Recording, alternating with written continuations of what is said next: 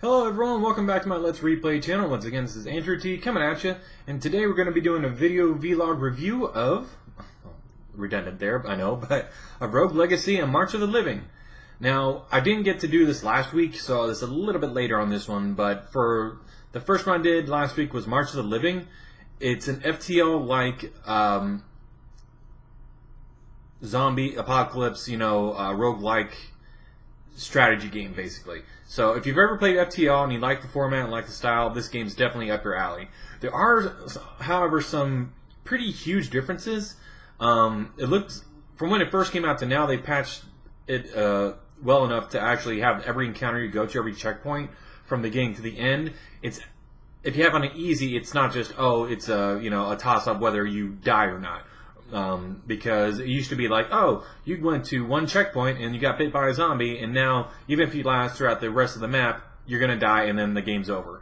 Because unlike an FTL, whenever you had one person die in your ship, like the pilot, you can get another person in there, and you could get down to one person and still, manage your ship. It'd be very less efficient, but you could do it. In this game, if your main character that you start out with doesn't finish the storyline for like the 3 maps that you're going through, that's it. Even if you got like 4 or 5 other companions, I don't even know that's possible, but if you did, it doesn't matter because, your main character died, your game's over.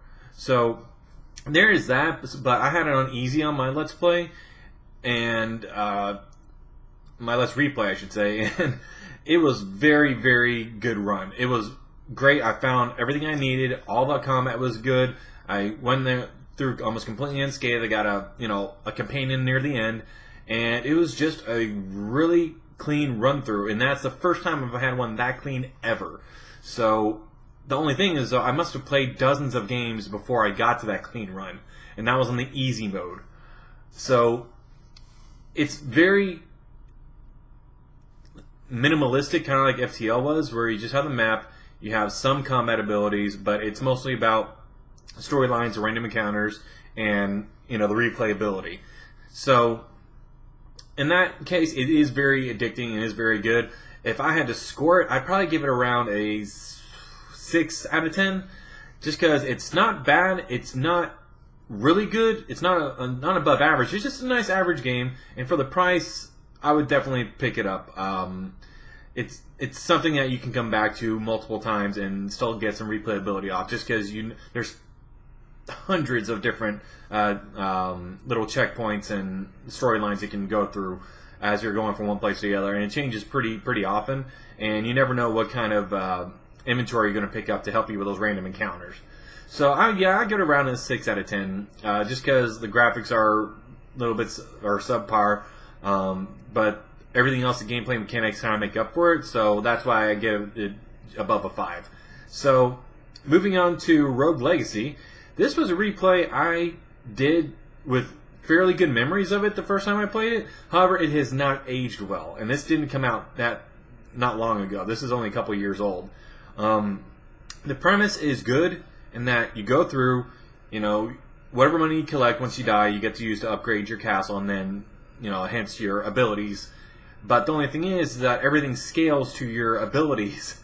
So if you think that you can just, grind and grind and grind and grind and grind and then upgrade everything and then be this ultra, Uberman by the time you get to the end boss and just kill him in like 2 hits, that's not going to happen. Because everything scales to your health and your attack. So it's really hard to get into this game because, one, it changes every time. You could pay for the map not to change, but unless you max out everything, you just want to play the same thing over and over to kind of know where you need to go, what you need to do, how to get to the last boss every time. That's what it runs into. Because unless you are really good at the game and know everything about it, how everything's going to act, and you don't run into any crappy, rooms with 10 guys in it like I did. Like, it was fine whenever you get into the first room or two, and it's like, okay, there's enemies here, enemies there, it's pretty challenging. But to run into a room that's just a regular sized, fairly large room, and then have 3 enemies right off the bat, and a small hallway, and then almost no room to maneuver, and then as you're going from left to right, you run into like 3 or 4 more enemies that just immediately gang up on you, And if you don't have a character that can take a couple of hits, or at least something that can get you out of there, then it's like, oh, this run's done. Got to start all over again, and I didn't get any gold, so I guess I just start over and hope I get a better character. It's very frustrating in that aspect of it. So I chose it because I enjoyed it the first time, but after the first time I played it, what I realized is that I didn't like playing it again this time. This was a game that I will leave on the shelf from now on. I don't think I'll ever re-download it again.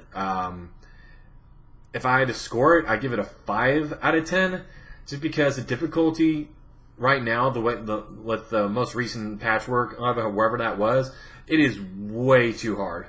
Like the controls aren't super responsive, and the debilitating effects it gives you for every time you start at the beginning, it was just a little bit too much to overcome.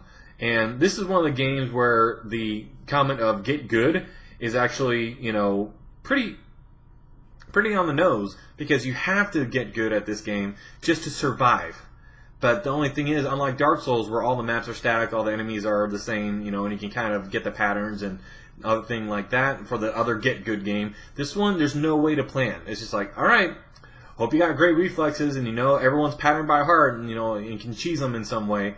So I didn't enjoy that aspect of it, and I had like 3 or 4 playthroughs in a 13-minute video. And for something that short for a playthrough, and then have to start all over and only get, like I said, I only got a couple levels up for the gold I collected, but to sit there and just say, okay, I'm going to have to grind, hit every chair, hit every piece of furniture, try to get every single bit of gold I can, and hopefully find, either a magic flask or some meat to, get your health back up, maybe. It's not an enjoyable experience this second time around. So, like I said, if you're into that sort of thing, and you're very into action platformers with roguelike elements, you'll love it. But it's not for me, and it's not for most people, just because of the insane difficulty learning curve on it. So, yeah, some pretty good games this past week. I enjoy making the videos of March of Living, just because I never had to run through that clean. Wasn't really enjoying myself at all with Rogue Legacy. I gave it a chance again, but not a game I'd ever revisit. So this week, like I said, this is a week late for this review, but this week I re-downloaded Divinity Original Sin 2, the early access, and I'm going to be playing that a little bit this week because it is the holiday weekend. I'll be skipping any videos this week just because there's a lot of stuff I have to do throughout the weekend, and I won't have time to really go through my Steam library, my GOG.com library to look for games that make a decent video. I just want to have quality out there, and I don't feel like that if I just did it now. I feel like I'd get something out just to get it out. So I'm gonna play some Divinity Original Sin 2, look at the new updates, and go again fresh. That's the only thing. Next week I have a hockey tournament in Wichita, so I'll be gone that weekend too. I may get something out tomorrow. Stay tuned. Anyway, this is Andrew T coming at you. Thank y'all so much for watching, and as always, y'all have a good one.